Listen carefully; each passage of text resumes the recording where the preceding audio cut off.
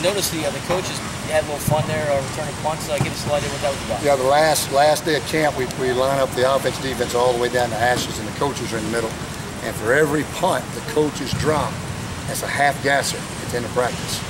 And our entire coaching staff was committed, and they caught every ball. We caught 12 straight punts today, and so we didn't have any gassers. And so, boy, that's why the players are so excited and so fired up. Now, can you make that catch with two guys are barreling down?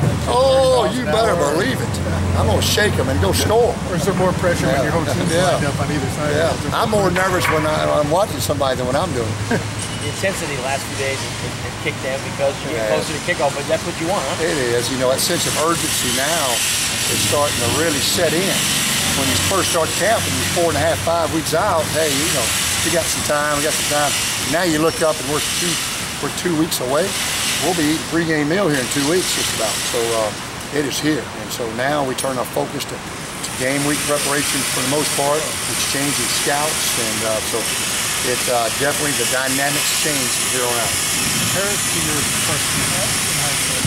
I tell you, I just told the team a while ago, you know, last year, I give last year's team a lot of credit. You know, we had a good first year. We did some nice things. But I look back at camp, and I remember people, you know, late for a meeting or missed breakfast or missed treatment or late for treatment. And then this team this year, we had the fewest distractions that I've ever seen a college football team have. I've never been a part of a football team anywhere that has fewer distractions than we had. And that, to me, just shows the type of commitment these guys have. And for them following one of our core values of, you know, of being accountable. I want to ask you about the competition. What position do you still feel like with 2 weeks out that you want to see more from? You know, from our corners and safeties, we feel like we've got a starting depth chart in the secondary probably after the day. But, you know, as far as the next guys in the game, you know, we still got to hopefully finalize that. We're going to probably announce the depth chart tomorrow. I've got a feeling of who it's going to be, but for after that, there was finding the depth, who's going to be the next corner in the game, the next safety in the game, the next running back. You know, all three of the backs have had a good camp. So those running backs, just have they been consistent throughout camp? You know, I tell you, Montrell, he's looked better on the perimeter. Alonzo has looked better running the ball on the inside. And Efren Reed has been the most consistent at both. And so it's going to be, all three will play. We're going to find the guy that we feel like we can count on the most because all three are effective runners.